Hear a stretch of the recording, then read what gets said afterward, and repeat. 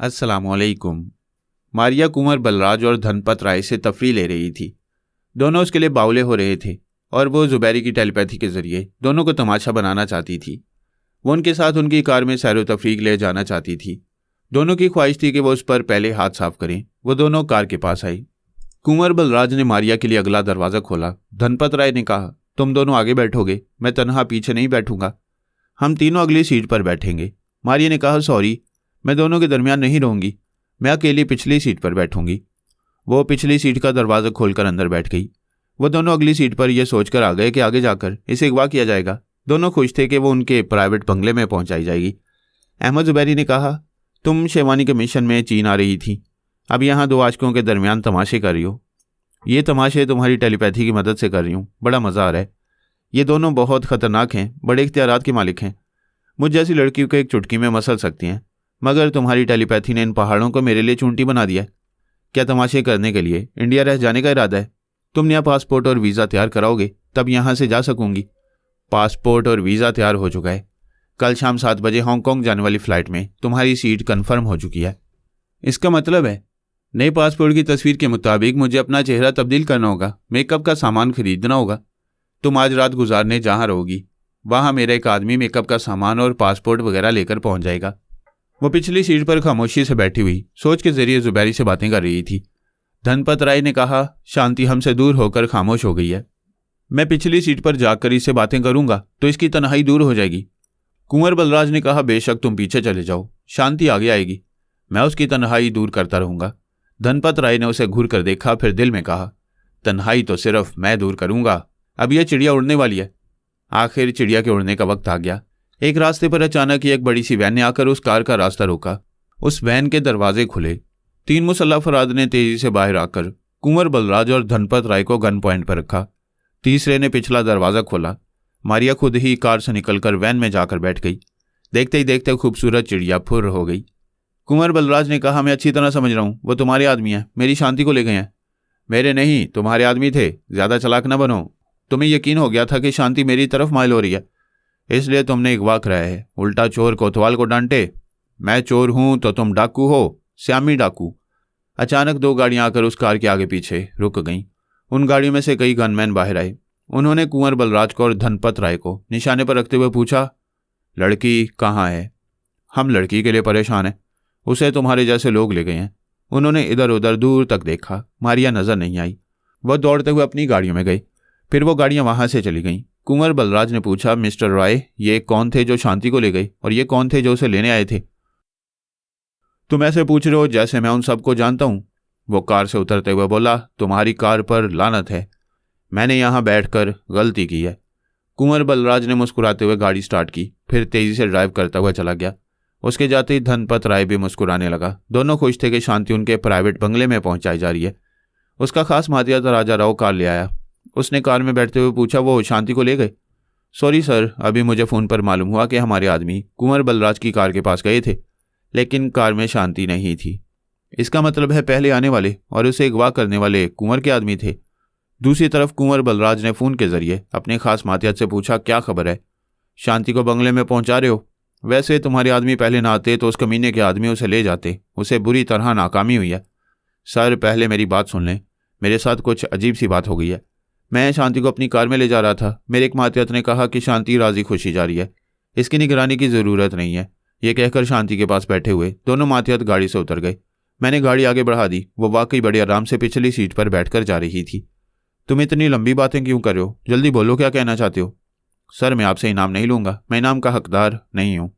You shut up. इनाम की नहीं, शांति की बात करो। क्या उसे पहुँचा दिया? मैं आपके प्राइवेट बंगले तक पहुँच गया था, मगर पीछे पलट कर देखा वो नहीं थी। क्या बकवास कर रहे हो? वो पिछली सीट पर थी, फिर वहाँ से कैसे गायब हो गई? मैं इसी बात पर हैरान हूँ। मैंने कहीं गाड़ी नहीं रोकी थी, सच कहता हूँ। किसी सिग्नल पर ज़रूर रोकी होगी। सिग्नल पर तो रोकना ही पड़ता है, शायद ऐसे वक्त वो उतर कर चली गई। और तुम्हें खबर नहीं हुई? क्या तुम सो रहे थे? तुमने उसे पिछली सीट पर क्यों बिठाया था? वो मेरे साथ बैठना नहीं चाहती थी। मैं ज़बरदस्ती करता तो वो शोर मचाती। तुमने अपने आदमियों को जाने क्यों दिया? मैं तुम्हें गोली मार दूंगा। उसने झुंझलाकर फ़ोन बंद कर दिया। 1 मिनट के बाद फ़ोन का बजर सुनाई दिया। उसने ऑन करके कान से लगाकर सुना।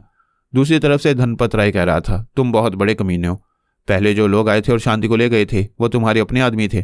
कमीने हो तुम, तुम्हारा बाप और तुम्हारा पूरा खानदान। यकीन करो या ना करो, शांति मेरे पास नहीं है। शांति का मतलब है अमन सुकून, और तुम्हारा सुकून बर्बाद हो चुका है। उसने फ़ोन बंद कर दिया। हैरानी से सोचने लगा, वो पिछली सीट से गायब कैसे हो गई? अगर किसी सिग्नल पर उतर गई थी तो उसके मातियत को खबर कैसे ना हुई? मातियत बहुत होशियार और चालाक था। उसने अपने आदमियों को कार से उतारने की जो गलती की वह भी सोचने पर मजबूर कर रही थी कि उसके आदमी क्यों चले गए थे। फ़ोन का बजर सुनाई दिया। उसने इसे ऑन करके कान से लगाया। फिर मारिया की आवाज़ सुनकर चौंक गया। वो जल्दी जल्दी कह रही थी, कुंवर साहब मुझे बचाएं। धनपत राय के आदमी मुझे यहाँ लाकर एक कमरे में बंद कर चुके हैं। मैं यहाँ अकेली हूँ, कोई मेरी आवाज़ नहीं सुन रहा है। मुझे डर लग रहा है। डरो मत, मैं अभी तुम्हारी मदद के लिए आ रहा हूँ। वैसे तुम कहाँ हो? मैंने एक मेज़ पर चढ़कर रोशनदान से देखा है। दूर, बहुत दूर कुतुब मीनार दिखाई दे रहा था। तुम कुतुब मीनार पर चढ़कर लाल रंग का मकान देखोगे। बस उसी मकान में घुसते चले जाओ। मैं एक बंद कमरे में हूँ। फिक्र ना करो, मैं अभी पुलिस वालों के साथ आ रहा हूँ। वह फ़ोन बंद करके तेज़ी से ड्राइव करता हुआ एक करीबी पुलिस स्टेशन पहुंचा। वहां उससे पहले SHO के पास धनपत राय बैठा हुआ था। उसने कहा, ये देखो ऑफिसर, मुजरिम खुद यहाँ आ गया है। यही कुंवर बलराज राठौर है। अफसर ने कहा, कुंवर साहब को पूरी दिल्ली जानती है। आप इन पर अगवा का इल्ज़ाम लगा रहे हैं।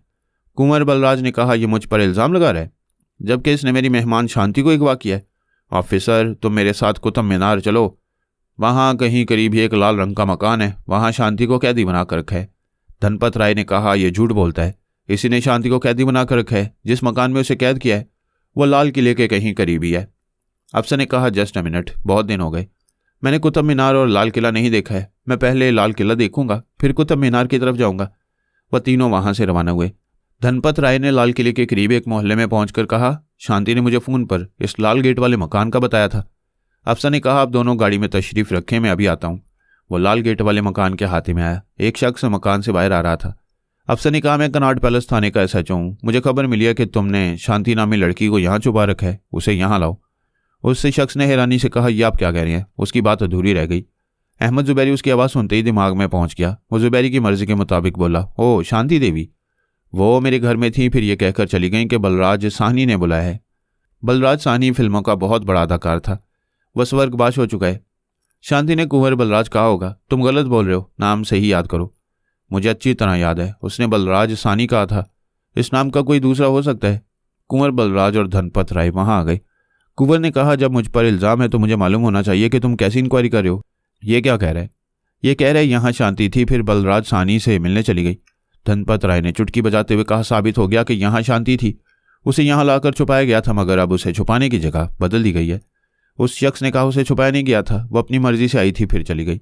धनपत राय ने कहा, बकवास मत करो, मुझे इल्ज़ाम ना दो, वो बलराज साहनी से मिलने गई है। अफसर ने कहा, प्लीज़ 1 मिनट मुझे बात करने दें, आप दोनों झगड़ा ना करें। फिर वो उससे शख्स से बोला, अच्छी तरह सोचकर बताओ, शांति देखने में कैसी थी? कानी थी, यानी उसकी एक आंख बंद थी। राय साहब, क्या आप वाली कानी थी? धनपत राय ने कहा, नहीं, उसमें कोई ऐब नहीं था, यह शांति कोई और है। कुंवर ने कहा, भगवान का शुक्र है, मुझ पर से इल्ज़ाम हट गया, अब कुतुब मीनार चलो। धनपत राय ने कहा, चलो, मैंने उसे अगवा नहीं किया है, मुझे किसी का डर नहीं है। वह तीनों वहां से कुतुब मीनार की तरफ आए। आसपास के इलाकों में लाल रंग का मकान तलाश करने लगे। ऐसा मकान नजर नहीं आया। वह थक हार कर थाने वापस आए। सब इंस्पेक्टर ने कहा, सर, किसी शांति देवी का फ़ोन आया था, वो बहुत परेशान थी, रो रो कर बोल रही थी किसी बदमाश ने उसे अगवा किया है। वह बदमाश कभी कहता है कि उसने धनपत राय के हुक्म से उसे अगवा किया है, कभी कहता है कि कुंवर बलराज के हुक्म से अगवा किया गया है, कभी कहता है कुतुब मीनार के पास कैद किया गया है, कभी कहता है लाल किला के पास एक मकान में छुपाया गया है। धनपत राय ने कहा, आह, मेरी शांति पर जुल्म हो रहा है, मैं क्या करूं?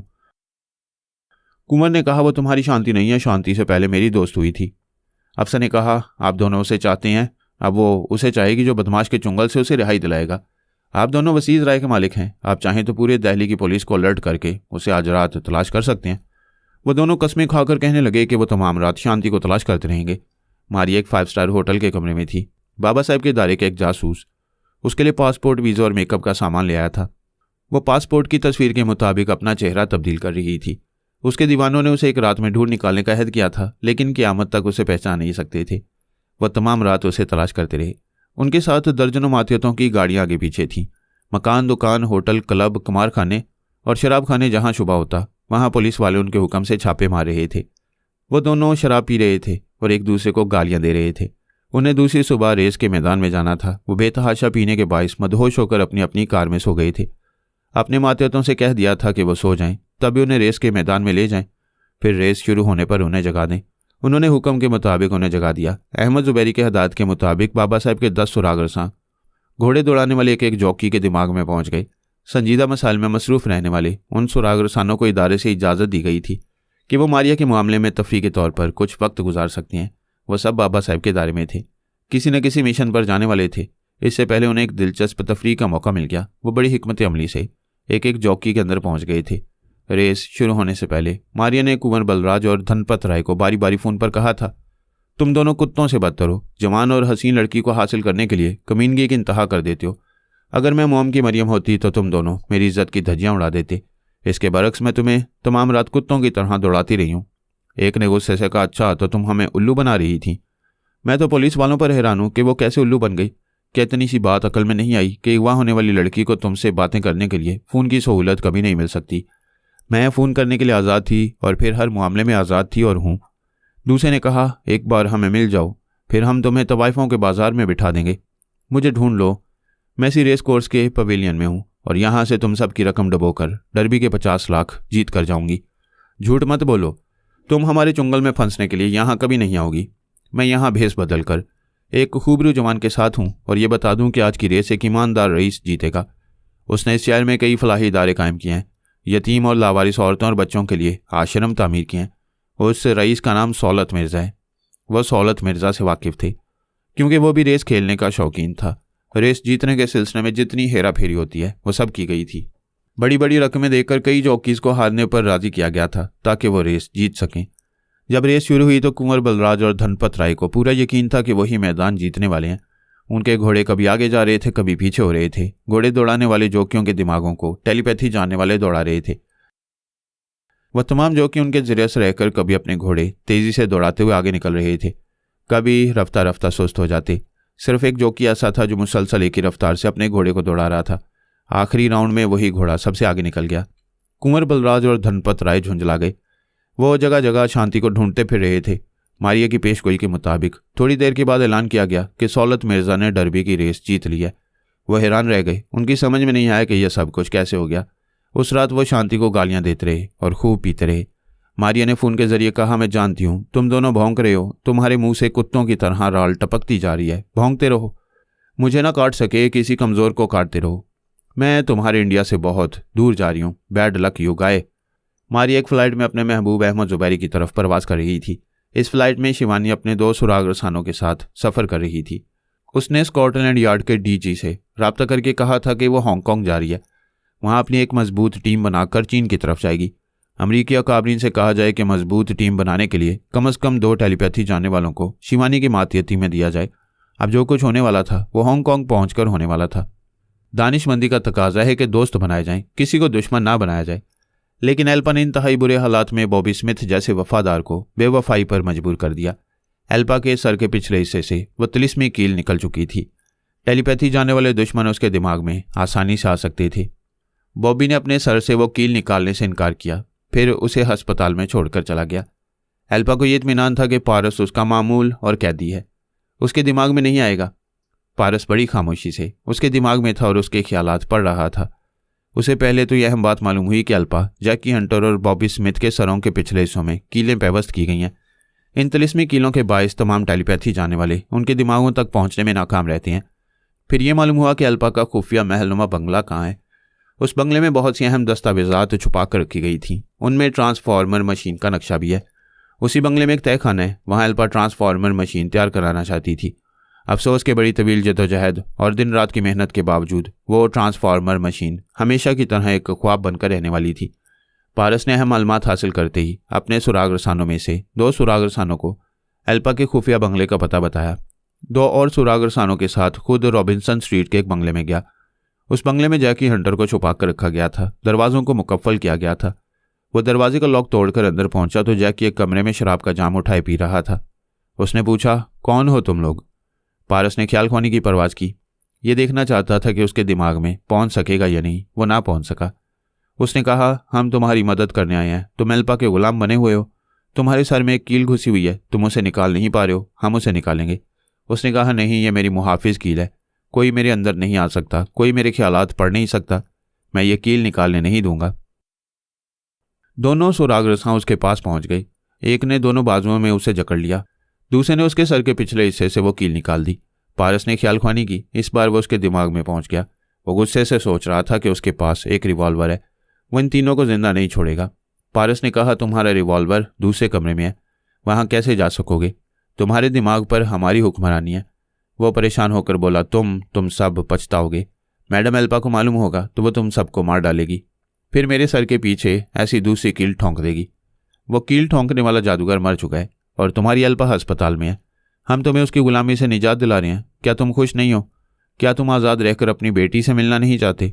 उसने चौंक कर पारस को देखा, फिर खुश होकर बोला, मेरी बेटी, मेरी डायना कहाँ है? क्या तुम उसे जानते हो? वो एक 5 स्टार होटल में पिछले एक हफ्ते से इस उम्मीद पर है कि किसी न किसी दिन तुम उससे ज़रूर मिलोगे। मैं बेटी को भूल गया था, अपनी बीवी और बच्चों को भूल गया था। एल्पा ने मुझ पर बहुत जुल्म किया है, प्लीज़ मुझे मेरी बेटी के पास जाने दो। पारस ने कहा, ज़रूर जाओ, मगर एल्पा ने तुम्हारा चेहरा बदल दिया है। पहले इस चेहरे को मिटाओ, फिर अपने असली चेहरे के साथ जाओ तो बेटी पहचानेगी। जैकी ने अपनी जगह से उठकर अपने चेहरे को छूकर आईने में देखा, फिर कहा, ओ गॉड, आईने में कोई अजनबी नजर आ रहा है। मैं खुद को पहचान नहीं पा रहा हूँ। मुझ पर मास्क मेकअप किया गया है, मैं इसे निकाल दूंगा। वो अपनी गर्दन के पीछे दोनों हाथ ले जाकर मास्क उतारने लगा। ऐसे वक्त बॉबी ने आकर बाहर के दरवाजे को देखा। इसके लॉक को फायरिंग के जरिए तोड़ा गया था। फायरिंग का निशान देखते ही बॉबी समझ गया कोई गड़बड़ है। दुश्मनों को जैकी का सुराग मिल गया है। वो लॉक तोड़कर जैकी को वहां से ले गए हैं। वो दबे पांव चलता हुआ अंदर आया। ड्राइंग रूम से गुजरते हुए उसने टीवी को ऑन किया। वो ऑन था। ये बात ज़हन में आई कि जैकी मौजूद है, शायद बेडरूम से शराब की बोतल लाने गया है। ये भी हो सकता था कि लॉक तोड़ने वाले भी मौजूद हों। उसने कुछ सोचा, फिर टीवी के पास आकर उसके फुल वॉल्यूम पर आवाज़ बढ़ा दी। स्क्रीन पर 2 दुश्मनों के दरमियान फायरिंग हो रही थी। वो फायरिंग की आवाज़ अचानक तेज़ हुई। ठाएं ठाएं गोलियां चलने लगीं तो पारस वगैरह एकदम से उछल पड़े। उन्होंने इधर उधर छलांगे मारी। अपने बचाव के लिए अलमारियों और दरवाज़ों के पीछे छुप गए। बॉबी ने एक नफसियाती हमला किया था। पारस भी धोखा खा गया। फिर दीवार के पीछे पहुंचते ही अकल आ गई। टीवी की आवाज़ समझ में आ गई। उसने ख्याल खुआनी के जरिए दोनों सुरागरसानों से कहा, जैकी को पिछले दरवाजे से निकालकर उसकी बेटी के पास ले जाओ। वो दोनों जैकी हंटर को पकड़कर उस कमरे के दूसरे दरवाजे से चले गए। अब पारस ने एक नफसियाती हमला किया। एक गुलदान उठाकर दूसरे दरवाजे की तरफ फेंका। वो गुलदान दरवाजे से टकराया। इसकी आवाज़ सुनकर बॉबी की समझ में आया कि वो पिछले दरवाजे से भाग रहे हैं। वो टीवी की आवाज़ बढ़ाने के बाद एक जगह छुप गया था। दुश्मनों की आमद का इंतजार कर रहा था। दरवाजे से गुलदान के टकराने की आवाज़ सुनकर छुपने वाली जगह से निकल आया। वो जैकी हंटर को अपने काबू में रखना चाहता था। एल्पा से बदजन होकर उसे अस्पताल में छोड़ते ये फैसला कर चुका था कि वो खुद एक ट्रांसफार्मर मशीन तैयार कराएगा। वो एक चूंटी होकर पहाड़ बनने का अज़्म कर चुका था। इसलिए एल्पा को छोड़ते ही सबसे पहले जैकी को साथ ले जाने के लिए इस बंगले में आया। वो दबे कदमों ड्राइंग रूम से गुजरता हुआ एक कॉरिडोर में आया, फिर जैकी के बेडरूम के पास आया। दरवाज़ा खुला हुआ था। उसने अंदर आने से पहले झांक कर देखा, कमरा खाली नजर आया। दूसरी तरफ के दरवाजे के पास फर्श पर एक गुलदान पड़ा हुआ था। साफ समझ में आ रहा था कि जैकी दुश्मनों के साथ इस दरवाजे से गया है। बॉबी कुछ और सोचने समझने में वक्त ज़ाया नहीं करना चाहता था। उसने फौरन ही इस कमरे से गुजरने के लिए चौखट के अंदर एक कदम रखा। इसी लम्हे में पारस ने दरवाजे को एक लात मारी। दरवाज़ा बॉबी के मुंह पर आकर लगा। उसके हलक से आवाज़ निकली। रिवॉल्वर हाथ से छूटकर नीचे गिरा। पारस ने इसे उठा लिया। बॉबी को ज़्यादा चोट नहीं लगी थी। वो अचानक हमले से बौखला गया था। उसे संभलने में देर नहीं लगी, मगर रिवॉल्वर उठाने में देर हो गई। वो अपने ही रिवॉल्वर की जद में था। उसने परेशान होकर पूछा, तुम कौन हो? तुम्हारा क्या ख्याल है? क्या मैं पारस नहीं हूँ? नहीं, वो मैडम एल्पा की कैद में है। मैडम का मामूल और महकूम बना हुआ है। तुम भी एल्पा की कैद में थे, फिर उसकी गुलामी से कैसे आज़ाद हो गए हो? वो बेयकीनी से पारस को देखने लगा। उसने रिवॉल्वर के चैम्बर से तमाम गोलियां निकालकर जेब में रखी। रिवॉल्वर को एक तरफ फेंकते हुए कहा, तमाम दोस्त और दुश्मन ये जानते हैं कि फरहाद अली तैमूर के ख़ानदान का कोई फ़र्द अपने पास कोई हथियार नहीं रखता। ज़रूरत पड़े तो दुश्मनों का हथियार खुद उन पर ही इस्तेमाल करते हैं। अभी मुझे ज़रूरत नहीं है, इसलिए वो रिवॉल्वर भी फेंक दिया। हाँ, मुझे यकीन हो गया कि तुम फरहाद के बेटे हो, मगर बहुत बड़ी हमाकत कर चुके हो। ये कहते उसने पारस पर छलांग लगाई। पारस ने झुककर उसे अपने सर पर से उछालकर दूसरी तरफ फेंक दिया। वो फर्श पर गिरते ही फिर उछलकर खड़ा हो गया। उसने घूमकर पारस को किक मारी। किक खाली गई। उसने दूसरी किक मारी, दूसरी भी खाली गई। तीसरी बार पारस ने दोनों हाथों से उसकी टांग पकड़ ली, फिर उसे खींचकर एक दायरे की सूरत में घुमाते हुए एक दीवार पर दे मारा। वह चीखता हुआ फर्श पर गिरकर तड़पने लगा। पारस ने उसके ऊपर आकर उसकी गर्दन को अपने घुटने से दबाया। एक हाथ से उसके सर का दबोचा, फिर सर के पिछले हिस्से से कील निकालता हुआ खड़ा हो गया। वो थोड़ी देर तक हाँफता रहा, कांपता रहा, पारस को बेबसी से देखता रहा, फिर आहिस्ता आहिस्ता उठकर बैठ गया। पारस एक तरफ पड़े हुए रिवॉल्वर को उठाकर जेब से गोलियां निकालकर इसे लोड करने लगा। वह सहम कर बोला, मुझे गोली मारोगे? पारस ने पूछा, जिंदा रहकर क्या करोगे? मैं नहीं मारूंगा तो एल्पा मार डालेगी। आर्मी का एक आला अफसर एल्पा के हुक्म से तुम्हें मुअत्तल कर चुका है। अब तुम आर्मी इंटेलिजेंस के आला अफसर नहीं रहे हो। तुम यहां से जाओगे तो गिरफ्तार कर लिए जाओगे। मैं गिरफ्तार होने से पहले ही कहीं रुपोच हो जाऊंगा। प्लीज मुझे जाने दो। पारस ने वो रिवॉल्वर उसकी तरफ उछालकर कहा, ठीक है तुम जा सकते हो। बॉबी ने रिवॉल्वर को कैच करके उसे हैरानी से देखा। उसके चैम्बर को चेक किया, वो पूरी तरह लोड किया हुआ था। उसे पूरा यकीन हो गया कि भरा हुआ रिवॉल्वर उसके हाथों में आ गया है। वो उछलकर खड़ा हो गया। फिर पारस को निशाने पर लेकर बोला, तुम्हारी यह हमाकत समझ में नहीं आई। मैं तुम्हें गोली मारकर समझूंगा। पारस पलट कर जाने लगा। उसने ललकारते हुए कहा, मर्द का बच्चा है तो यहां खड़ा रहे, मुझे गोली मारने दे, यहां से भागता क्यों है? पारस जा चुका था। वह दरवाजे पर आकर बोला, कहाँ चला गया? उसे अपने अंदर पारस की आवाज़ सुनाई दी, गधे के बच्चे, ये क्यों भूल गया कि तेरे सर से तिलिस्मी कील निकल चुकी है? हमारा एक टेलीपैथी जानने वाला तेरे अंदर मौजूद है। वो तुझे जहां ले जाएगा तू जाएगा। मैं एल्पा के पास जा रहा हूं। एल्पा बिस्तर पर पड़ी थी, मजबूर थी, खुद कुछ नहीं कर सकती थी। इसलिए आर्मी के आला अफसर को हुक्म दिया था कि उसके खुफिया बंगले में और रॉबिन्सन स्ट्रीट के बंगले में किसी को दाखिल न होने दिया जाए और बॉबी को गिरफ्तार कर लिया जाए। फर्माबरदार बॉबी उसके लिए खतरनाक बन चुका था। आर्मी का आला अफसर एल्पा को यकीन दिला रहा था कि उसके अहकामात की तामील की जा रही है, लिहाजा वो आला अफसर अपने तौर पर कुछ नहीं कर पा रहा था। पारस ने अपने एक सुराग रसां को उसके दिमाग में पहुंचा दिया था। उस सुराग रसां ने पूरी तरह उसके दिमाग पर कब्जा जमा रखा था। एल्पा की सिक्योरिटी के लिए अस्पताल में मुसल्ला पुलिस वालों का पहरा था। आला अफसर ने उन पहरेदारों को वहां से हटा दिया था। इससे ज़्यादा उसने और कुछ नहीं किया था। फिर पारस उसके दिमाग में आ गया। वहां जो सुराग रसां था वो बॉबी के दिमाग में चला गया। एल्पा इस खुशफहमी में थी कि पारस उसके कैद खाने में है। पारस ने आला अफसर की जुबान से कहा कि उसके खुफिया बंगले से अहम दस्तावेजात के अलावा ट्रांसफार्मर मशीन का नक्शा भी हासिल किया जा चुका है और जैकी हंटर को उसकी बेटी डायना के साथ अमेरिका रवाना किया जा रहा है। ट्रांसफार्मर मशीन का नक्शा बाबा साहब के दायरे में पहुंचाया जाएगा? एल्पा ने हैरानी से पूछा, वो इदारे वाले कहाँ से आ गए? आला अफसर की जुबान ने कहा, जहाँ से पारस आए। क्या? वह हैरानी से उठने लगी, कमजोरी के बायस थरथराने लगी। तुम पारस का नाम क्यों ले रहे हो? आला अफसर ने कहा, मैं क्या नाम लूंगा? उसने मेरा नामो निशान भुला दिया है। मेरे दिमाग के शाहाना तख्त पर बैठा कह रहा है तुमने उसे नचाया था, वो तुम्हारा मुजरा सुनेगा। एल्पा खौफजदा होकर शदीद हैरानी से दीदे फाड़ फाड़ कर उस आला अफसर को देखने लगी। फिर उसने बेयकीनी से पूछा, तुम पारस, तुम तो मेरे मामूल बन चुके थे। मैं चाहूँ तो तुम्हें अपनी मामूला बना सकता हूँ, मगर इसकी ज़रूरत नहीं। ज़रूरी यह है कि मैं तुम्हें कभी दिमागी तमन्नाई हासिल न करने दूँ। अब तुम ख्याल ख्वानी करना भूल जाओ, मेरे हुक्म की तामील करो, उठो और नाचो। नाचो छमिया नाचो। वो कमज़ोरी के बावजूद बिस्तर से उठ गई, मगर नाचना नहीं चाहती थी। पारस ने उसके अंदर आकर कहा, मैं तुम्हारे अंदर तवानाई पैदा करूँ, तुम्हें नाचना ही होगा, नाचो। वह आहिस्ता आहिस्ता पाँव उठा उठा कर नाचने लगी और गाने के अंदाज में कहने लगी, once I ordered you to dance for me, now I free myself to dance for you. एक बार मैंने तुम्हें नाचने पर मजबूर किया था, अब मैं खुद मजबूर होकर नाच रही हूँ। आला अफसर ने हैरानी से कहा, मैडम आप डांस क्यों कर रही हैं? आप बहुत कमज़ोर हैं, गिर पड़ेंगी। Doctor, doctor. वह डॉक्टर को पुकारता हुआ बाहर जाने लगा। डॉक्टर इसी तरफ आ रहा था। उसने कमरे में आकर एल्पा को नाचते हुए देखकर पूछा, ये क्या कर रही हैं? जख्मों के टांके खुल जाएंगे।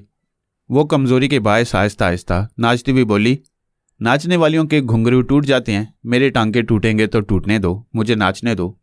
उस वक्त एक फायर की आवाज़ सुनाई दी। बाबा साहब के इदारे का सुराग रसां पारस की हदायत के मुताबिक बॉबी स्मिथ को दौड़ाता हुआ अस्पताल में ले आया। उसने अस्पताल में दाखिल होते एक फायर किया, वहां भगदड़ होने लगी। वह रिवॉल्वर लिए ललकारता हुआ एल्पा के कमरे में आ गया। वो नाच रही थी। बॉबी जैसे दुश्मन को रिवॉल्वर के साथ देखते ही चीख मारकर आला अफसर से लिपट कर बोली, पारस ये मुझे मार डालेगा, फॉर गॉड सेक मुझे बचाओ। पारस ने कहा, तुम इस आला अफसर से क्यों लिपट रही हो? मैं तो तुम्हारे अंदर हूं। आला अफसर दिमागी तौर पर आज़ाद है, ये देखो रिवॉल्वर निकाल रहा है। आला अफसर एल्पा की सिक्योरिटी के लिए आया था। उसने रिवॉल्वर निकालकर फौरन ही बॉबी को गोली मार दी। इधर वह गोली खाकर गिरा, उधर एल्पा शदीद कमजोरी के बायस चकराकर फर्श पर गिरी, फिर बेहोश हो गई। नारंग और भीमा के दरमियान एक अरसे से ठिनी हुई थी। वो एक दूसरे को कहीं सुकून से रहने का मौका नहीं दे रहे थे। उन्होंने ये ठान ली थी कि दो में से किसी एक को जिंदा रहना है और दूसरे को अपनी आत्मा शक्ति समेत मर जाना है। इसी जिद और दुश्मनी में दोनों की आत्मा शक्ति कमज़ोर होती जा रही थी। वह दोनों जमुना के जिस्म में समाकर बड़े ही खतरनाक उलूम हासिल करना चाहते थे, मगर जमुना के एक जिस्म में दोनों की आत्माएं समा नहीं सकती थीं। वो आग और पानी की तरह एक जगह नहीं रह सकते थे। इसलिए उन्होंने जमुना को मार डाला। दोनों में से किसी एक को जिस्म न मिल सका। भीमा की आत्मा जसवंत पाल के जिस्म से निकलकर कहाँ गई है और अब किसका जिस्म हासिल करने वाली है, ये नारंग नहीं जान सकता था, और भीमा भी नहीं जानता कि नारंग कहाँ है और किसके जिस्म में समाया हुआ है। वैसे वो दोनों एक दूसरे की आत्मा शक्ति को कमज़ोर बनाते रहने के लिए फिर एक दूसरे को तलाश करने वाले थे। वो दोनों आपस में दुश्मनी करते हुए किसी न किसी हवाले से मेरी दास्तान में घुसे चले आते थे। पारस, पोरस और एल्पा वगैरह के रास्तों में आकर इस दास्तान का हिस्सा बन जाते थे। उन दिनों नारंग एक मुसीबत में मुब्तला था। कुछ दिनों पहले एक कार के हादसे में वो जिस्मानी तौर पर मर गया था। उसने एक सेहतमंद जवान का जिस्म हासिल किया था। बाद में पता चला कि इस जवान के दोनों गुर्दे नाकार हो रहे हैं। वो उजलत में उसके अंदर समाने के बाद पछता रहा था। उसने फैसला किया आइंदा खूब सोच समझकर किसी अच्छे जिस्म में जगह बनाएगा। ऐसे वक्त उसे जमुना के बारे में मालूम हुआ कि वो सदा जवान बनकर रहने का इल्म हासिल कर चुकी है। वो पद्मिनी के दिमाग में रहकर जमुना की मसरूफियात मालूम करना चाहता था। किसी मौके पर उसे हलाक करके उसके जिस्म में समाकर उसके तमाम काले-उलूम हासिल करना चाहता था। ऐसे वक्त पता चला कि भीमा एक जवान लड़की कल्पना के अंदर समाया हुआ है। फिर उसने कल्पना को छोड़कर जसवंत के जिस्म में जगह बनाई है। नारंग ने फैसला किया कि पहले भीमा को वहां से भगाएगा, लेकिन भीमा ने वहां से भगाने से पहले जमुना के जिस्म को गोलियों से छलनी कर दिया था। इन हालात में नारंग को इंतजार करना पड़ा कि किसी सेहतमंद जवान की मौत हो तो वो उसमें जाकर समा जाए। रोज़ाना कितने ही जवान मरते रहते हैं। वो ख्याल ख्वानी के जरिए मुख्तलिफ शहरों और इलाकों में जाकर मरने वालों के बारे में मालूमात हासिल करता रहता था। एक दिन वो यूं ही टीवी प्रोग्राम देख रहा था। एक चैनल से खबरें सुनाई जा रही थीं। न्यूज़ रीडर कह रहा था मशहूर व मारूफ साइंसदान जेम्स हार्वर्ड का अचानक इंतकाल हो गया। जेम्स हार्वर्ड ने एक ऐसा आला तैयार किया था जिसके जरिए किसी भी मतलूबा शख्स की आवाज़ दुनिया के आखिरी हिस्से से भी सुनी जा सकती थी। जेम्स ने उस आले को अपने कान से इस तरह चिस्पा कर दिया था कि अब उसकी मौत के बाद उसे ऑपरेशन के जरिए ही कान से अलग किया जा सकता है। जेम्स हार्वर्ड की वर्सा से इजाज़त ली जा रही है कि तदफीन से पहले लाश के कान का ऑपरेशन करके उसे उसके कान से अलग किया जाए। नारंग ने ख्याल ख्वानी के जरिए न्यूज़ रीडर के दिमाग में पहुंचकर जेम्स हार्वर्ड के वर्सा के कई फ़ोन नंबर मालूम किए। फिर एक नंबर पर जिससे रब्ता हुआ उसके दिमाग में पहुंच गया। जेम्स हार्वर्ड की दिमागी और जिस्मानी सेहतमंदी के बारे में मालूम करने लगा। पता चला वो 36 बरस का था, कद्दे आवर सेहतमंद था। उसे कोई तशवीशनाक बीमारी नहीं थी। वह अंधेरे में डरता था। पता नहीं रात की तारीकी में उसने क्या देखा था कि खौफ से दम निकल गया। नारंग ने फैसला कर लिया कि जेम्स हार्वर्ड हर लिहाज से मुकम्मल है। वो उसके जिस्म में जाएगा, फिर उसके अंदर रहकर उसके दिमाग से डर निकाल देगा। जेम्स हार्वर्ड का मुर्दा जिस्म उसके एक बंगले में रखा हुआ था। उसके कई रिश्तेदार, चंद साइंसदान और फौजी अफसरान वहां मौजूद थे। उसके रिश्तेदारों को समझा रहे थे कि जेम्स हार्वर्ड ने एक गैर मामूली आला समात तैयार किया था। इस आले को उसके कान से अलग करके उसकी स्टडी की जाएगी ताकि वैसे ही दूसरे आलात तैयार किए जा सकें। उसकी माँ बाप और उसके होने वाली बीवी सब एतराज़ कर रहे थे।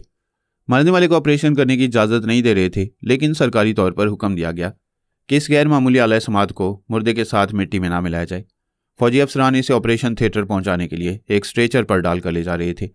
उसी वक्त जेम्स हार्वर्ड ने आंखें खोल दी, चीख कर बोला, हॉल्ट, मुझे नीचे रखो। स्ट्रेचर उठाने वाले एकदम से खौफजदा हो गए। मुर्दे को जिंदा होते देखकर उनके हाथों से स्ट्रेचर छूट गया।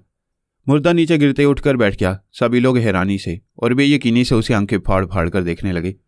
वो उठकर खड़ा हो गया। फिर फौजी अफसर से बोला, मुझे बाप का माल समझकर मेरा कान काटने ले जा रहे थे। क्या मेरी साइंसी खिदमात का यही सिला है?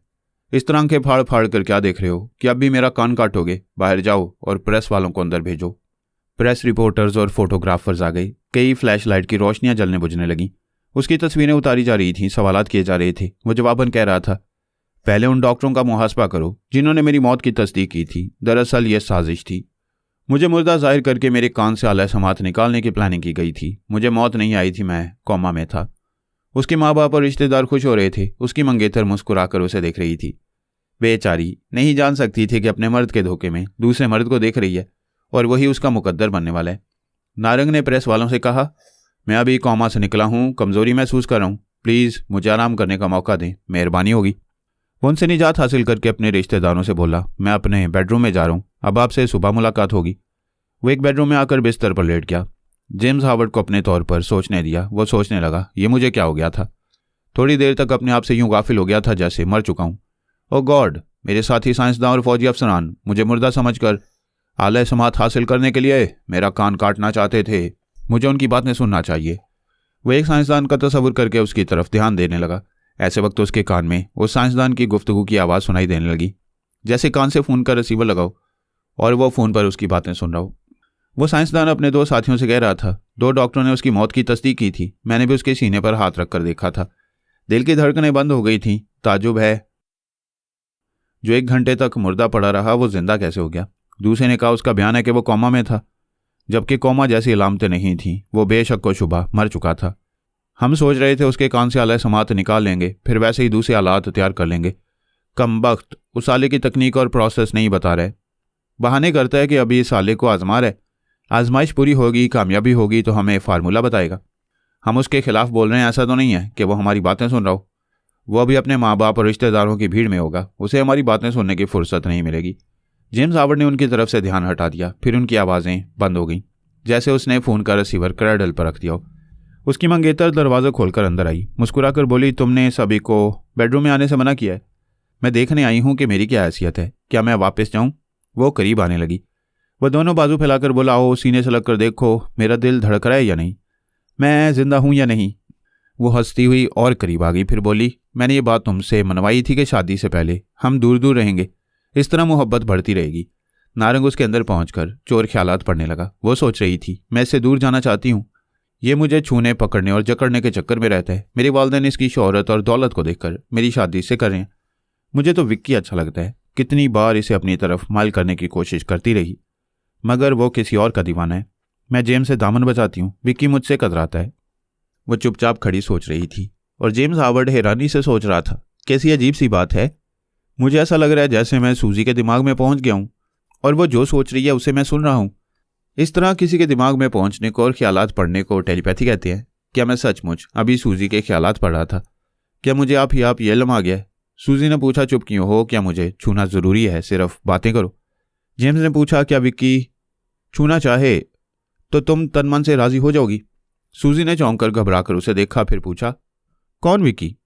वही जिसके बारे में अभी सोच रही थी। आज पता चला कि वह तुम्हारा यार है। मुझसे तो सिर्फ शोहरत और दौलत की वजह से शादी करोगी? उसके चेहरे का रंग उड़ने लगा। नारंग उसके अंदर पहुंच गया। वो सोच रही थी, इसे मेरे अंदर की बात कैसे मालूम हो गई?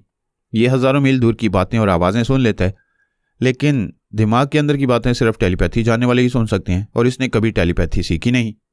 जेम्स ने कहा, हाँ मैंने कभी टेलीपैथी सीखी नहीं, लेकिन कुदरती तौर पर यह इल्म हासिल हो रहा है। तुम परेशान हो कि तुम्हारे अंदर की बातें मुझे कैसे मालूम हो रही हैं? सूजी के हलक से हल्की सी चीख निकल गई। वो पीछे हटती हुई बोली, तुम टेलीपैथी जानते हो? मुझे यकीन नहीं आ रहा है। मुझे भी यकीन नहीं आ रहा है, फिर भी मैं तुम्हारे अंदर पहुंचकर तुम्हारी दोगली मोहब्बत को समझ चुका हूँ। तुम मुझे धोखा देती आ रही हो, तुम्हें इसकी सज़ा मिलेगी। वह दरवाजे की तरफ जाती हुई बोली, नहीं, मैं तुमसे शादी नहीं करूंगी। तुम बहुत खतरनाक हो, अंदर की बात जान लेते हो, तुम्हारे साथ गुजारा नहीं होगा। जाओ, मगर आधी रात के बाद आना होगा। तुम्हारी सज़ा यही है कि तुम अपने हुस्न की सौगात विक्की को देने से पहले मुझे दोगी। इसके बाद मैं तुम पर थूक दूंगा। Now get out. वो तेजी से चलती हुई दरवाज़ा खोलकर बाहर चली गई। जेम्स बिस्तर से उठकर आईने के सामने आया, फिर अपने आप को देखते हुए बोला, मेरा चेहरा और मेरी शख्सियत पुरकशिश नहीं है, इसलिए सूजी किसी विक्की पर मर मिटी है। वो अपने उस कान को आईने में देखने लगा जिसमें आला समात लगा हुआ था। नारंग ने कहा, हेलो जेम्स हावर्ड, तुम पुरकशिश हो। वह चौंक कर आईने में अपने अक्स को देखने लगा। नारंग ने उसकी जुबान से कहा, गौर से देखो, आईने में तुम्हारा हमजाद बोल रहा है। हमजाद? हमजाद एक ख्याली हैसियत है या हर इंसान का दूसरा रूप है। आज तक हकीकतन किसी हमजाद ने मुझे मुखातिब नहीं किया था। आज मुखातिब कर रहा हूँ। आज से हमेशा तुम्हारे अंदर रहा करूँगा। तुम मेरे जरिए किसी के भी दिमाग में पहुंचकर उसके चोर ख्यालात पढ़ सकोगे। हाँ, ये अजीबोगरीब इल्म मुझे हासिल हो रहा है। मैं बहुत खुश नसीब हूँ। मैं तुम्हें टेलीपैथी के जरिए फ़ायदा पहुँचाऊँगा। तुम अपने आला समात के जरिए मेरे काम आते रहोगे। मुझे एक दुश्मन की तलाश है। मैं तुम्हारा ध्यान उस दुश्मन की तरफ लगा रहा हूँ। इसकी आवाज़ और लहजा सुना रहा हूँ। तुम उसकी आवाज़ को कैच करो। नारंग भीमा का ध्यान करने लगा। दूसरे लफ्ज़ों में जेम्स हावर्ड पूरे इस्तगराक से भीमा से रब्ता करने लगा, लेकिन दुनिया के किसी हिस्से में भीमा की आवाज़ सुनाई नहीं दी। नारंग समझ गया कि वो जिसके जिस्म में पहुंचा हुआ है उसी का लबो लहजा इख्तियार कर चुका है। अपनी आवाज़ में नहीं बोल रहा है, इसलिए अभी उसका सुराग नहीं मिलेगा। जेम्स हावर्ड ने कहा, भीमा किसी वजह से मुसलसल खामोश है या गहरी नींद सो रहा है। जब वो बोलेगा तो मेरे कान उसकी गुफ्तगू सुनने लगेंगे। नारंग ने कहा, यही बात होगी। तुम कल सुबह उसकी आवाज़ कैच करो। दरवाजे पर दस्तक हुई। माँ उसे रात के खाने के लिए बुला रही थी। वो बेडरूम से बाहर आकर माँ की पेशानी को चूमकर उसके साथ जाने लगा। जमुना और भीमा ने एक दूसरे को हलाक किया था। जसवंत का जिस्म बेजान होते ही भीमा की आत्मा निकलकर भटकने लगी थी। आत्मा रोशनी और आवाज़ की रफ्तार से दुनिया के एक सिरे से दूसरे सिरे तक सफ़र करती है। भीमा भी इसी रफ्तार से सफ़र करता हुआ किसी मुर्दा जिस्म को तलाश कर रहा था। यूं तो दुनिया के हर हिस्से में इंसान पैदा भी हो रहा है और मरता भी जा रहा है। उसे कितने ही मुर्दा जिस्म मिल सकते थे, लेकिन वो अपनी पसंद के मुताबिक यरूशलेम के एक शानदार बंगले पहुंचा। एक बहुत ही खूबसूरत और पुरकशिश जवान की मैयत रखी हुई थी। वहां बेशुमार लोग थे। उनमें हसीन औरतों की तादाद ज़्यादा थी। जिसकी मौत पर हसीन औरतें मातम करती हैं, उसकी शख्सियत यकीनन पुरकशिश होती है। हसीनों का मेला देखते ही भीमा की आत्मा उस जवान के जिस्म में दाखिल हो गई। मरने वाले का नाम जवाद बिन मुस्तकीम था। जनाजे के करीब औरतों को जाने की इजाज़त नहीं थी। नौखेज़ दोशीज़ाएँ जवान औरतें स्याह लिबास में सोगवार बैठी हुई थीं। ऐसे वक्त जवाद के जिस्म में जान आई। उसकी आंखें बंद थीं। वो सोचने लगा, क्या मैं सो रहा था? मेरे आसपास औरतों और मर्दों की आवाज़ सुनाई दे रही है। औरतें मेरा नाम ले लेकर मातम कर रही हैं। माजरा क्या है? उसने आंखें खोल दी। उसे कुछ नज़र नहीं आया, क्योंकि वो कफन में लिपटा हुआ था। कुछ कुछ उसकी समझ में आने लगा। आसपास कुछ लोग कलमा शहादत पढ़ रहे थे। जवाद ने कुछ सोचा, फिर अचानक ही कलमा पढ़ने लगा तो यकलख्त गहरी खामोशी छा गई। फिर किसी बूढ़ी औरत ने चीख कर कहा, मुर्दा बोल रहा है, वो कलमा पढ़ रहा है। जवाद पढ़ता हुआ उठकर बैठ गया। सर की तरफ से कफन खुलकर उसकी कमर तक आ गया। औरतें और बच्चे कुछ हैरानी से कुछ खौफ से चीख पड़े। जवान और बूढ़े बेयकीनी से उसे तकने लगे। जवाद ने एक बूढ़े से कहा, अंकल, इस तरह क्या देख रहे हैं? मैं मुर्दा नहीं, जिंदा हूं, मेरी नब्ज देखें। उसने अपना एक हाथ आगे बढ़ाया। उस बूढ़े ने आगे बढ़कर पहले हाथ को छूकर महसूस किया, फिर उसे थामकर बोला, या खुदा, ये कैसा मौजज़ा है! तुम पिछले 1.5 घंटे से मुर्दा थे। हम सब तुम्हारी मौत के चशमदीद गवाह हैं, और आप सब मेरी नई जिंदगी के भी चशमदीद गवाह हैं। मेरे जिस्म पर लिबास नहीं है, सिर्फ यह कफन है। ख़वातीन को पर्दा करने के लिए कहा जाए। तमाम ख़वातीन वहां से उठकर चली गईं। जवाद के लिए लिबास लाया गया। वह जनाजे से बाहर आकर पहनने लगा। वहां का माहौल पहले मातम का ना था। अब बंगले के अंदर और बाहर तमाम लाइट्स ऑन कर दी गईं। दूर तक रोशनी फैल गई।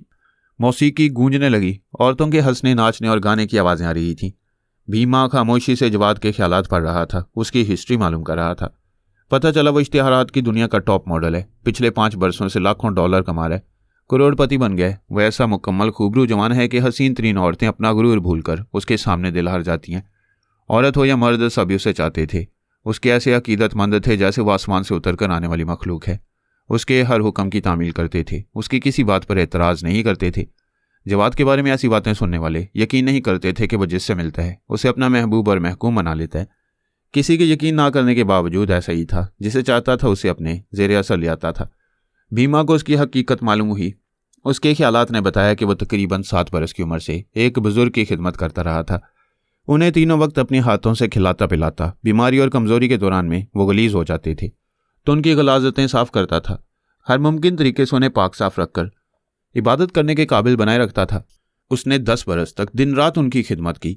एक रात उन्होंने उसे अपने हुजरे में बुलाकर कहा, तुमने मेरी बड़ी खिदमत की है। मेरी दुआ है कि जब तक दुनिया में हो खुशहाल रहो। अपना दायां हाथ मेरी तरफ बढ़ाओ। उसने दायां हाथ बढ़ाया। उन्होंने इसे थामकर उसकी एक उंगली में अंगूठी पहनाई। फिर कहा, कोई तुमसे झूठ नहीं बोल सकेगा, कोई तुम्हें धोखा नहीं दे सकेगा। जिससे मुसाफिया करोगे, ये अंगूठी जिसके बदन को छू लेगी वो खुद ब खुद तुमसे सच बोलने लगेगा। अगर तुम्हें धोखा दे रहा हो तो धोखादही का एतराफ़ कर लेगा। ये अंगूठी तुम्हारे लिए खुशहाली और तरक्की के रास्ते खोलती जाएगी। जवाद ने कहा, मुझ पर बड़ा करम कर रहे हैं। एक बात पूछता हूँ, क्या मेरी ज़िंदगी में हमेशा खुशहाली रहेगी? इस दुनिया में किसी भी इंसान की ज़िंदगी हमेशा खुशहाल नहीं रहती। हर इंसान को सुख मिलता है तो दुख भी मिलता है। कह कहे भी मिलते हैं तो आंखों से दर्द के आंसू भी बहते हैं। तुम्हारी ज़िंदगी में मसाइल पैदा होंगे। एक वक्त ऐसा आएगा जब कोई तुम पर हावी होना चाहेगा, तुम्हारे गोश्त पोस्ट के जिस्म में समा जाएगा, तुम्हें परेशान करेगा, लेकिन उस कबीस को तुम्हारे जिस्म के कैद खाने से निजात नहीं मिलेगी। वह तुम्हारा पाबंद होकर रह जाएगा। भीमा ये ख्यालात पढ़कर परेशान हो गया। उसने सोचा, नहीं, ये कैसे हो सकता है? मुझे इस जिस्म में कोई कैद नहीं कर सकता। मेरी आत्मा शक्ति बाकी है। मैं जब चाहूँ जवाद के जिस्म को छोड़कर जा सकता हूँ। उसकी दूसरी सोच ने कहा, मुझे इस जिस्म से निकलकर यह देखना चाहिए कि उस बुजुर्ग की पेश कोई दुरुस्त है या नहीं। उसकी पहली सोच ने कहा, नहीं, मैं इसके जिस्म से निकल जाने में कामयाब हो जाऊंगा। इस बुजुर्ग की पेश कोई गलत हो जाएगी, लेकिन मेरी आत्मा शक्ति और कमज़ोर हो जाएगी। मुझे किसी दूसरे के जिस्म में जाना होगा। वह आजमाइश के तौर पर इस जिस्म से निकलकर अपना नुकसान नहीं करना चाहता था।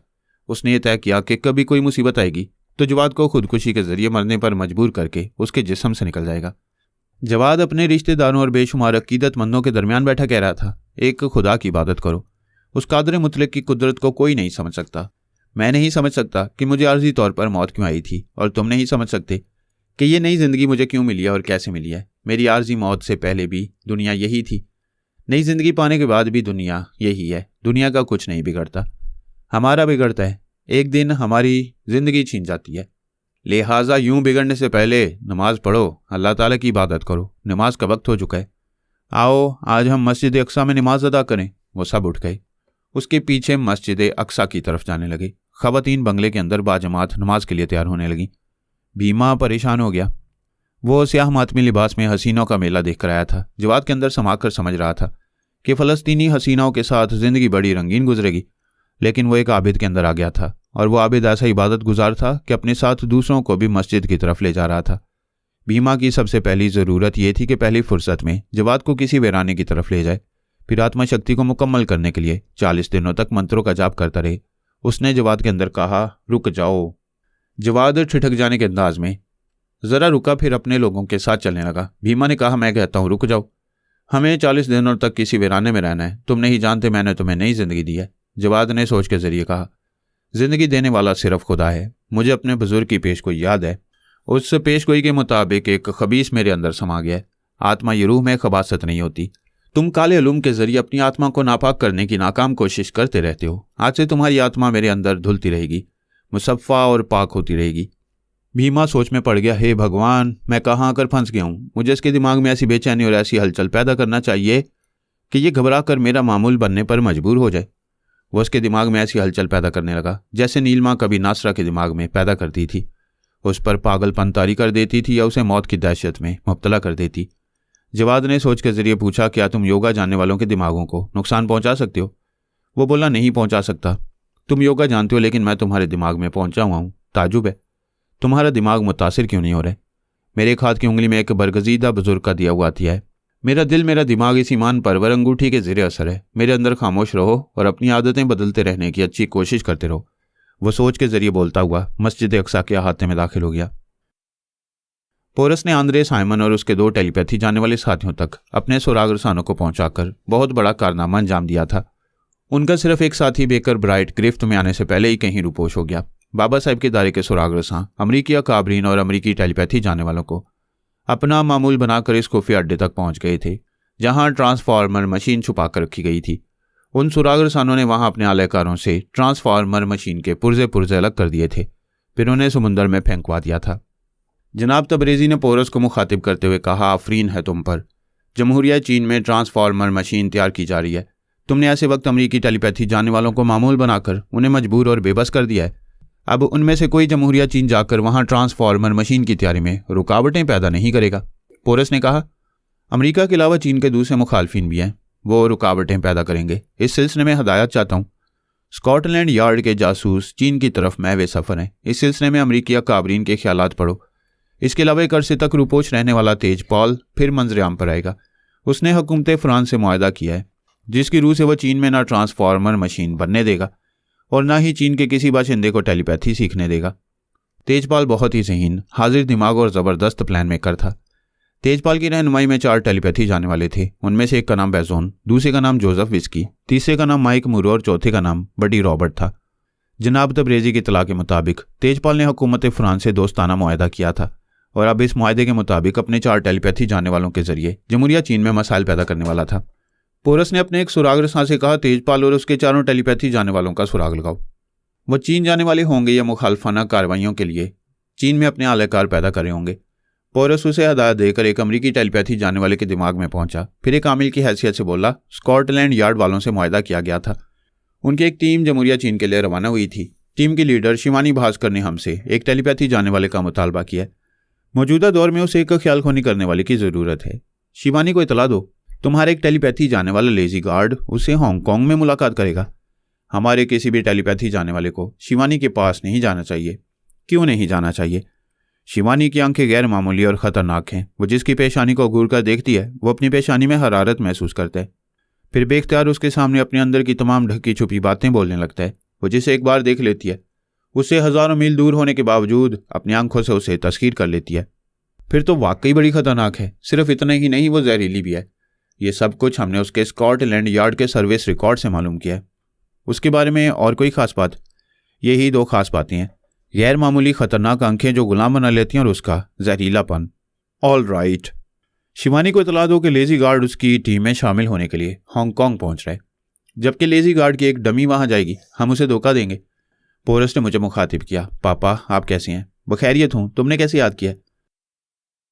मैं अमेरिकी टेलीपैथी जाने वालों के लिए गार्ड के रूप में हांगकांग जा रहा हूं, वहां शिवानी की टीम में शामिल होकर चीन पहुंचूंगा। इसका मतलब है शिवानी की शामत आ गई है। वैसे एक बात बता दूं जनाब, अब्दुल्ला वास्ती की हदायत है कि शिवानी को नुकसान ना पहुंचाया जाए, तुम्हें भी इस हदायत पर अमल करना होगा। ताजुब है, वह दुश्मन इरादों के साथ चीन जा रही है और हमारे बुजुर्ग उसे तहफ़्फ़ुज़ फराहम कर रहे हैं। इस हदायत के पीछे कोई मसलियत होगी, तुम उसे नुकसान पहुंचाए बगैर उसकी मुखालफाना कार्रवाइयों से उसे बाज रख सकते हो। जनाब अब्दुल्ला वास्ती उसकी खतरनाक आंखों के बारे में जानते होंगे। हम सब जानते हैं। तुम मास्क मेकअप में रहोगे तो उसकी आंखों की हरारत तुम्हारी पेशानी तक नहीं पहुंच सकेगी। मास्क आमतौर पर ऐसे रबड़ के होते हैं जो इंसानी जिस्म की खाल से मुनासबत रखते हैं। क्या शिवानी की आंखों की हरारत रबड़ के आर पार नहीं जाती? यकीनन यही बात है, वो जहरीली भी है। वैसे तुम कुछ कम जहरीले नहीं हो। शिवानी के मामले में तुम्हें विश यू गुड लक कह सकता हूँ। चले आओ, इस बहाने बहुत अरसे बाद हम बाप बेटे मिलेंगे। मैं थोड़ी देर तक बेटे से बातें करता रहा। उसे बताया कि ट्रांसफार्मर मशीन की तैयारी मुकम्मल हो चुकी है, लेकिन उसकी तकमील में शायद 2-4 माह लग जाएंगे, क्योंकि बैरूनी और अंदरूनी रुकावटें पैदा होती रहती थीं और हम रुकावटें पैदा करने वालों को कुचलते रहते थे। बैरूनी रुकावटें अमेरिका, फ्रांस और यूके की तरफ से थीं। यूके से मुराद स्कॉटलैंड यार्ड के सुराग रसानों की मदाखलत थी। अहमद जुबैरी और हमारे दूसरे सुराग रसान दुश्मन टेलीपैथी जाने वालों से और सीक्रेट एजेंट से निमट रहे थे।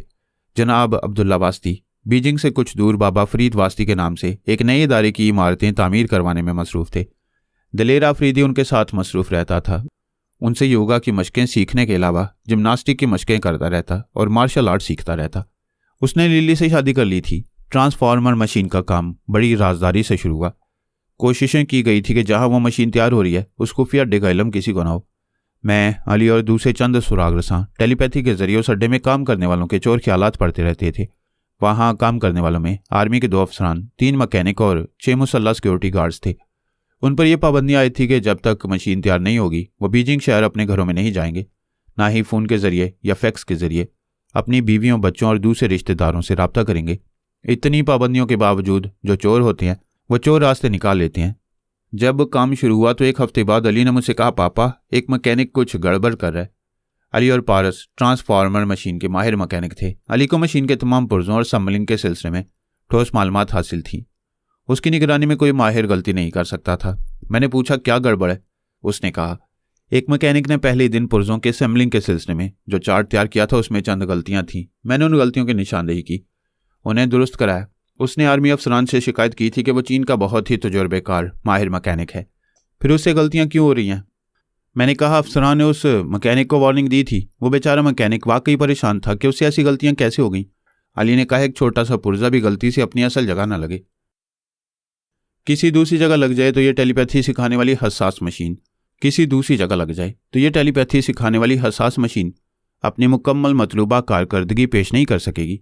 मैंने तायद की, फिर पूछा, क्या उस मैकेनिक ने फिर कोई गड़बड़ की है? जी हाँ, अभी वो एक पुर्जे को गलत जगह लगा रहा है। यह सुनते ही मैंने काम रोक देने का हुक्म दिया। बरी, बहरी और फ़ज़ाई अफवाज के 3 आला अफसरान बीजिंग में थे। उनसे ख्याल ख्वानी के जरिए कहा, यहाँ एक मैकेनिक मशकूक है, वह मशीन के सिलसिले में बार बार गलतियाँ कर रहा है। एक अफसर ने कहा, मिस्टर फरहाद, आप वहाँ हर एक के दिमाग में मौजूद रहते हैं, फिर गलतियाँ कैसे हो रही हैं? हम टेलीपैथी जाने वाले 24 घंटे किसी के दिमाग में नहीं रह सकते। हम किसी के चोर ख्यालात पढ़कर मुतमईन होते हैं और उस पर भरोसा करते हैं। इसके बावजूद ये समझ नहीं पाते कि किसी दुश्मन ने पहले से हमारे किसी आदमी को अपना मामूल बनाने के बाद उसके चोर ख्यालात के खाने को लॉक कर दिया। दूसरे अफसर ने कहा, ऐसा है तो उस मैकेनिक को वहाँ से निकाल दें। हम मशीन के लिए उसकी जगह बेहतर मैकेनिक भेज सकते हैं। हो सकता है उस नए मैकेनिक के दिमाग के चोर खाने को भी लॉक किया गया हो। बेहतर तरीका यह है कि उस खुफिया मुकाम से ना कोई बाहर जाए और ना कोई दूसरा अंदर आए। जो मैकेनिक मशकूक है हम उसका ब्रेन वॉश करेंगे, फिर उस पर तनमीमी अमल करके उसके दिमाग को लॉक करेंगे, फिर वह शुबहात से बालाता रहेगा। आप ऐसा ज़रूर करें। हमने मशीन के सिलसिले में आपको मुकम्मल आज़ादी और इख्तियारात दिए हैं। आप अपने तौर पर जैसा मुनासिब समझते हैं वैसा करते रहें। मेरे हुक्म से काम रुक चुका था। अली ने उस मैकेनिक को उसके कमरे में जाकर आराम करने की हदायत की। वो अपने कमरे में आकर बिस्तर पर लेट गया। अली के ज़रिए उसकी माजी और हाल की तमाम बातें उसकी याददाश्त से मिटाने लगा। सब कुछ मिट जाने का मतलब यह है कि याददाश्त के खाने से किसी दुश्मन का पहला तनवीमी अमल भी मिट चुका है। अली ने उस मैकेनिक के लब लहजे को भी हादसे से मिटा दिया ताकि साबका तनवी में अमल करने वाला दुश्मन फिर उसके दिमाग में ना आ सके। उसने हर पहलू से मुतमईन होने के बाद अपने तौर पर उसे अपना मामूल और महकूम बनाया, उसके दिमाग में नई आवाज़ और लब लहजे को नक्श किया। फिर उसे हुक्म दिया कि वह अपने कमरे में बंद रहेगा, जब तक उसे हुक्म ना दिया जाए बाहर नहीं आएगा। उसे कमरे में कैद किया गया ताकि दूसरे मैकेनिक और सिक्योरिटी गार्ड्स उसकी नई आवाज़ और लहजा ना सुन सकें। ये बात समझ में आने वाली थी कि दुश्मन टेलीपैथी जानने वाले उसे एक मैकेनिक के जरिए वहाँ दूसरों के दिमागों में भी जगह बना चुके होंगे। उन सब का ब्रेन वॉश करना ज़रूरी था। इस अहम काम की वजह से मशीन की तैयारी का काम कुछ दिनों के लिए रुक गया। हम बाप बेटे बाकी 2 मैकेनिक वहाँ के 2 आर्मी अफसरान और सिक्योरिटी गार्ड्स के ब्रेन वॉश करते रहे और नए सिरे से उन पर तनवी में अमल करते रहे। ये एक तवील थका देने वाला काम था। हमने ठहर ठहर कर आराम से और मुकम्मल एहतियात से उन सब के दिमागों को लॉक कर दिया। अब बाहर के दुश्मन उनके नए लब लहजे को नहीं जानते थे और उनकी आवाज़ें इस खुफिया मुकाम से बाहर नहीं जाती थीं, लिहाजा वो दुश्मन मशीन की तैयारी में हायल नहीं हो सकते थे। हमने हर तरह से दोबारा हिफाजती इंतजाम किए थे। मशीन की तैयारी का काम फिर शुरू हो गया। हमें यकीन था कि अब किसी से कोई रुकावट पैदा नहीं होगी। पोरस ने अमरीकी टेलीपैथी जानने वालों को अपना मामूल बनाकर बेदस्तो पा कर दिया था, लिहाजा अब मशीन को 1 माह के अंदर तैयार हो जाना था। लेकिन इतनी जहानत, एहतियात और ठोस तदाबीर के बावजूद कुदरती हालात कब और कैसी करवट बदलेंगे ये हम अभी नहीं जानते थे। पिछली बार नारंग ने करिश्मा को आलाकार बनाकर बेकर ब्राइट पर ज़बरदस्त हमला किया था, लेकिन बेकर बड़ी हाजिर दिमागी से जान बचाकर जूहो के अपार्टमेंट में फरार हो गया था। फिर नारंग को मालूम ना हो सका कि जिस टेलीपैथी जाने वाले बेकर को वो अपना मामूल बनाना चाहता है वो कहाँ जाकर मुँह छुपा रहे। पोरस ने आंद्रे साइमन और उनके दोनों साथियों को जेर कर लिया था। उनके बाद बेकर को भी ट्रैप करना चाहता था, लेकिन उससे पहले नारंग ने मदाखलत करके खेल बिगाड़ दिया। अब पोरस भी नहीं जानता था कि बेकर कहाँ रूपोश है। वैसे अब बेकर की अहमियत नहीं रही थी। वो ना तो अब अपने साथियों से दिमागी रब्ता कर सकता था और ना ही अमरीकी अकाबरीन और अमरीकी टेलीपैथी जानने वालों से रब्ता कर सकता था। वो फरार होने के बाद पूना के एक होटल में आया था। वहाँ ज़रा आराम से बैठकर अपने दोस्तों आंद्रे और साइमन से रब्ता करना चाहा तो पता चला उनके दिमागों को लॉक कर दिया गया है। वो ख्याल ख्वानी के जरिए उनसे और बाकी 2 साथियों से गुफ्तगू नहीं कर सकेगा। ये भी मालूम हुआ कि अमरीकी अकाबरीन, टेलीपैथी जानने वाले और ट्रांसफार्मर मशीन वगैरह सब हाथों से निकल गए हैं। जितनी तेज़ी से उन 5 साथियों ने अरूज हासिल किया था उतनी ही तेज़ी से पस्ती में गिर चुके थे। बेकर ब्राइट अचानक ही इतनी बड़ी दुनिया में तन्हा हो गया था। दोस्त अहबाब के अलावा उसकी ज़मीन जायदाद भी अपनी नहीं रही थी। वो न्यूयॉर्क के शानदार बंगले को अपना नहीं कह सकता था। इस बंगले के हाथे में कदम ही नहीं रख सकता था। इतनी अकल थी कि जिसने भी उसके साथियों को न्यूयॉर्क से लेकर लंदन तक ट्रैप किया है वो एक दुश्मन या उससे ज़्यादा दुश्मन उसकी ताक में भी होंगे। अब उसे एक नए नाम, नई शख्सियत के साथ किसी दूसरे मुल्क में रहना था। उसने सोचा फ़िलहाल इंडिया मुनासिब रहेगा। वो पुर्तगाली ज़ुबान बड़ी रवानी से बोलता और समझता था। गोवा के किसी भी इलाके में जाकर रहता तो सब उसे गोवा का बाशिंदा समझते रहते। वैसे भी वो चेहरे से अमरीकी दिखाई नहीं देता था। जब वो न्यूयॉर्क से मुंबई करिश्मा से मिलने आया था तब आर्जी मेकअप में था। उसने आर्जी मेकअप से निजात हासिल कर ली। सरकारी इदारे में जाकर नए नाम और नई तस्वीरों के मुताबिक शनाख्ती कागजात तैयार कराई, फिर नया पासपोर्ट भी तैयार कराया। ये सब कुछ करने में कई दिन लग जाते हैं, बड़ी भाग दौड़ करनी पड़ती है। उसने टेलीपैथी के जरिए एक दिन में सब कुछ हासिल कर लिया। फिर वो गोवा के एक साली इलाके बागा में आ गया। वहाँ सारी ज़िंदगी गुजारने का इरादा नहीं था। वो महफूज और रूपोश रहकर अपने हालात का तज्जिया करना चाहता था। ये समझना चाहता था कि किस दुश्मन ने उसके 4 साथियों को ट्रैप किया है। क्या दुश्मन उसकी ताक में भी है? क्या वो जानता है कि वो इंडिया में गोवा के इलाके में है? बेकर बहुत मोहतात था। उसने तय कर लिया था कि ख्वामखा ख्याल ख्वानी नहीं करेगा, किसी को हैरान होने और शुबा करने का मौका नहीं देगा। तन्हाई में बैठकर ख्याल ख्वानी के जरिए टेलीपैथी की दुनिया के बदलते हुए हालात मालूम करता रहेगा। बागा के इलाके में एक दरिया भी है जो समुद्र में आकर गिरता है। इस दरिया के किनारे खूबसूरत कॉटेज बने हुए हैं। हर कॉटेज के पास हरियाली होती है। वो एक कॉटेज के सामने बैठा साहिल की तरफ देख रहा था, मगर वहां की चहल पहल और रंगीनियों की तरफ ध्यान नहीं था। वो सोच में गुम था, अपने मौजूदा हालात पर गौर कर रहा था। टेलीपैथी जानने वाले ये खूब समझते थे कि तन्हा नहीं रहना चाहिए। 2-4 काबिल-ए-एतमाद दोस्तों के साथ रहा जाए तो सभी बुरे वक्त में एक दूसरे के काम आते हैं। वो आंद्रे साइमन और बाकी 2 साथियों के काम आना चाहता था, मगर यह मालूम नहीं हो रहा था कि उन्हें किसने ट्रैप किया है। आंद्रे और साइमन ने 3J को शिकस्त देकर अमेरिका में कामयाबी हासिल की थी। बेकर यही सोच रहा था कि 3J ने जवाबी कार्रवाई की। अगर 3J का पता चल जाए तो वो अपने साथियों तक पहुंच सकेगा। उन्होंने उसके साथियों को कहीं पाताल में भी छुपाया होगा तो वो किसी भी तरह उनके दिमागों में पहुंच जाएगा। कहावत है कि शैतान को याद करो तो वो हाजिर हो जाता है। 3J दुश्मन तो नहीं थे मगर इस इलाके में पहुंचने ही वाले थे। जे काफू और जे फ्लो शिवानी से पीछा छुड़ाकर दिल्ली से इस्तांबुल की तरफ जा रहे थे। वो इस्तांबुल पहुंचते ही मास्क मेकअप करना चाहते थे ताकि शिवानी की खतरनाक आंखों की हरारत से महफूज रह सकें। लेकिन त्यारे में सफ़र करते वक्त शिवानी की आंखों की हरारत उनकी पेशानियों तक पहुंच गई और वह बेख्तियार बुड़बुड़ाने लगे कि वो उसे धोखा देकर इस्तांबुल जा रहे हैं। जहाज़ में फ़ोन की सहूलत नहीं थी, वरना वो फ़ोन के जरिए उसे सच बोल देते। लेकिन वो दोनों अबू धाबी पहुंचकर त्यारे से उतर गए। उन्होंने टेलीपैथी के जरिए अगले सफ़र को मनसूख कराया। फिर दिल्ली शिवानी के पास जाने का टिकट लेना चाहते थे, लेकिन वहाँ से एक त्यारा मुंबई जा रहा था। वो उसी त्यारे में बैठ गए। जब वो त्यारा वहाँ से रवाना हुआ तो जे सामू ने उनके पास आकर ख्यालात पड़े। फिर हैरानी से कहा, तुम दोनों फिर उस चुड़ैल की आंखों के गुलाम बन गए हो? वापस इंडिया जा रहे हो? मैं एक मुसीबत में फंस गया था, तुमसे 3-4 घंटे के लिए दूर हो गया था। इन 3 घंटों में तुम फिर बाजी हारने जा रहे हो? क्या अब भी उसकी हरारत महसूस कर रहे हो? वो दोनों 1 घंटे पहले शिवानी के ज़ेर असर आए थे। अब उसकी आंखों की हरारत और असर नहीं रहा था। जे काफू ने कहा, यार सामू, तुम तो समझते हो, उसकी शैतानी आंखें हमें बेबस कर देती हैं। हम अपने इख्तियार में नहीं थे। तुम हमारे अंदर होते तब भी उस बला से निजात नहीं दिला सकते थे। हाँ, ये तो मैं समझ रहा हूँ। उस बला से महफूज रहने का बस एक ही रास्ता है। तुम दोनों को मेरी तरह मास्क मेकअप में रहना होगा। ये जे सामू का ज़ाती तजुर्बा था। शिवानी ने उसे भी ट्रैप करना चाहा था, लेकिन वो मास्क मेकअप में था। उसकी तिलिस्मी आंखों की हरारत मास्क के आर पार उसकी पेशानी तक पहुंचने में नाकाम रही थी। जे काफू और जे फ्लो ने मुंबई पहुंचने से पहले मास्क मेकअप का सामान खरीदा। फिर एक होटल में कमरा लेकर उन्होंने अपने चेहरों को तब्दील किया। ये इत्मीनान हो गया कि अब वो बला हज़ारों मील दूर से या बिल्कुल करीब से भी अपनी आंखों की हरारत उनकी पेशानियों तक नहीं पहुंचा सकेगी। जे सामू ने कहा, थैंक्स गॉड, हम तीनों बदतरीन गुलामी के अजाब से निजात पा चुके हैं। अब दानिशमंदी ये होगी कि हम पहले की तरह रूपोश रहकर सुकून से ज़िंदगी गुजारते रहें और औरतों से हमेशा दूर रहा करें। जे काफू ने कहा, मैं तुम दोनों को औरतों से दूर रहने की ताकीद किया करता था, मगर औरत एक ऐसी बीमारी है जो ज़िंदगी में एक बार मर्द को ज़रूर लगती है। मैं तुम दोनों को नसीहतें करते करते खुद शिवानी के चक्कर में फंस गया था। बहरहाल हम तीनों ने बड़ा ही इबरतनाक सबक सीखा है। इस सबक को हमेशा याद रखेंगे। आइंदा हम सांस लेना भूल जाएंगे, यह सबक नहीं भूलेंगे। आइंदा के लिए लाहे अमल तैयार करो, कहाँ रहेंगे और क्या करेंगे। आइंदा के लिए सोच समझ कर मंसूबे बनाएंगे। फिलहाल हम मुंबई से दूर किसी इलाके में रहेंगे। हम यहाँ के शहरों और दूसरे इलाकों के बारे में कुछ नहीं जानते हैं। टेलीफोन डायरेक्टरी देखी जाए, किसी टूरिस्ट ब्यूरो से फ़ोन के जरिए यहाँ के खूबसूरत तफरीही मुकामात के बारे में मालूम हो सकेगा। उन्होंने मालूमात हासिल की। पता चला कि गोवा में जुनूब मगरिब में कई साहली इलाके बड़ी दिलचस्प तफरीहात के लिए मशहूर हैं। टूरिस्ट ब्यूरो की एक कोच उन इलाकों की तरफ गैर मुल्की सयाहों को ले जा रही थी। वो दोनों उस कोच में बैठकर गाबा के साहली इलाके में पहुंच गए, जहां पहले से ब्राइड बेकर पहुंचा हुआ था। वो तैयारा हांगकांग की तरफ परवास कर रहा था। शिवानी अपने 2 सुराग रसानों के साथ सफ़र कर रही थी। वहीं एक पिछले कतार में मारिया भी मौजूद थी।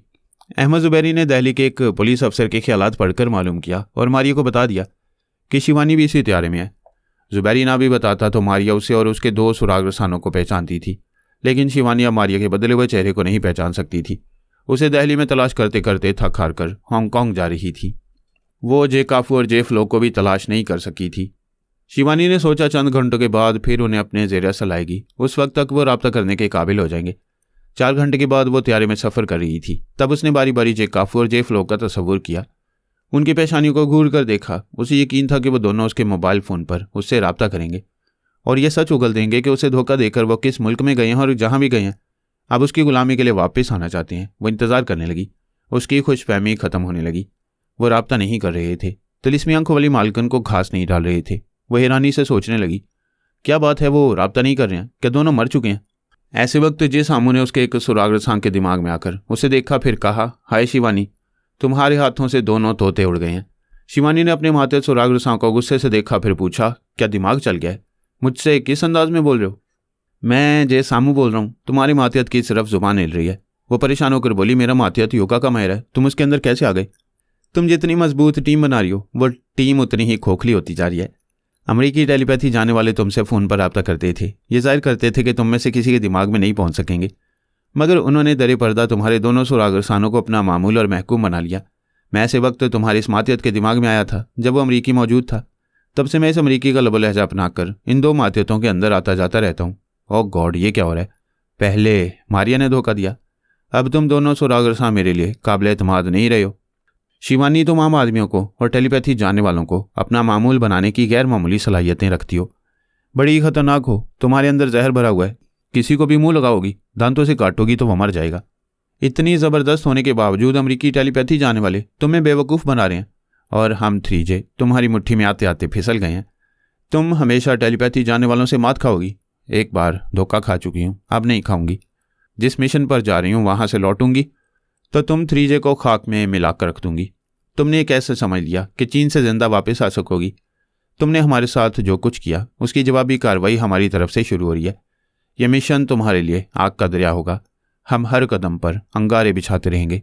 शिवानी ने सोचती हुई नज़रों से अपने मातहत को देखकर कहा, अगर तुम्हारा चैलेंज ख़त्म हो चुका है तो जाओ यहाँ से। मगर नहीं, यहाँ मुझे तुम्हारी मौजूदगी और गैर मौजूदगी का पता नहीं चलेगा। तुम मेरी ही मातहतों के ज़रिए मुझ पर नज़र रखोगे। मैं यहाँ से जाती हूँ।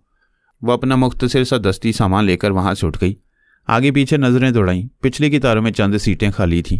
वो वहाँ से चलती हुई पीछे एक कितार के पास आई और एक सीट पर बैठ गई।